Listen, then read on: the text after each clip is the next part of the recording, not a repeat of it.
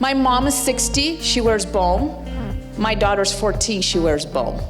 That's tough to do. We're multi-generational. So where we can appeal to, a whole family of girls can shop with us.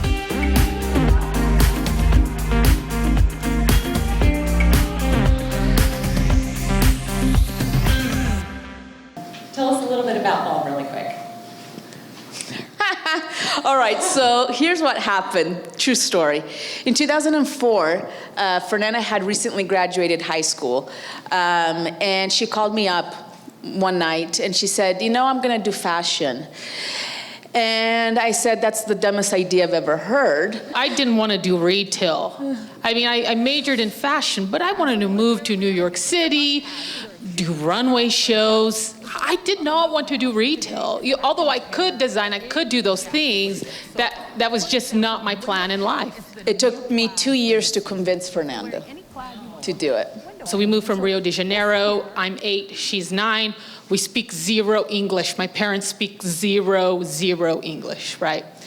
So we're here, and what do you do as immigrants? You clean buildings. Well, Brazilians. That's just what you do. It's like Brazilians own the office cleaning world. So here's our tech contribution. We cleaned the White Cat, if you guys remember. We cleaned the Dynex, the Nature Sunshine. This is like 92, 93, 94. The Domo building that they're on, their first building, we cleaned that. 12, 13 years old. And now he's our investor, which is cool. We did that for almost 10 years. Every single day. I thought those days would never end, right? But we didn't feel sorry for ourselves. That was life. We didn't know who we wanted to be because we're from Brazil, and the way Brazilians show status is very different than Americans. Americans, it's almost like the more they dress down, the cooler they are because they're so cool that they have more important things to do. So we would purposely do these stores that would look like crap so that people are like, oh, that's a cheap store, let's go in.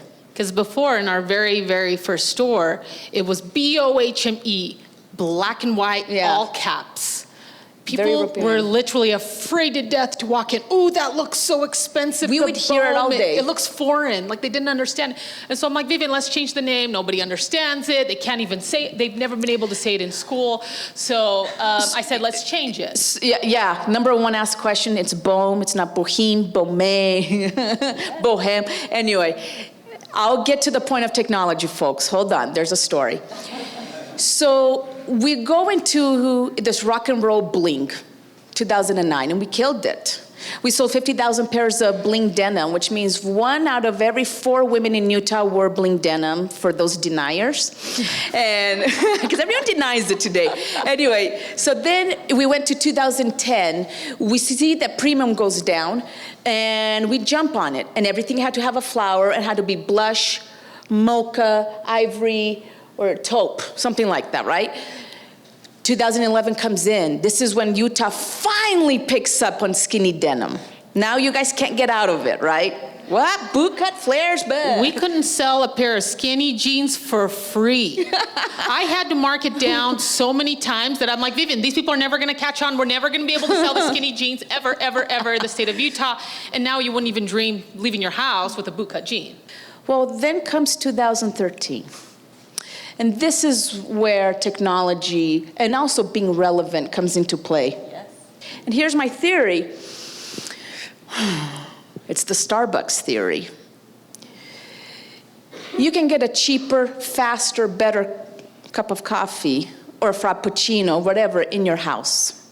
Yet we're still driving to Starbucks. Why? Because it's cool. It's one of the very few retailers selling 2019 quite well. It's design. Instagram opened our minds to design. It's a very important piece, but it's funny. The stronger our online is, the stronger our stores get. It's not a one strategy over the other, it's both.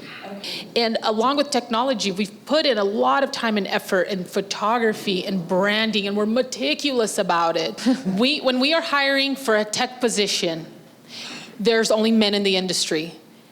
And men don't understand the Instagram fashion world. They just say, I'm just here for the numbers. Well, if you don't understand my customer, why am I hiring you? So that's been a huge piece to where we have a lot of technology, but nobody has the expertise that we need in the women's fashion and along with technology. Our culture with our employees is a huge deal.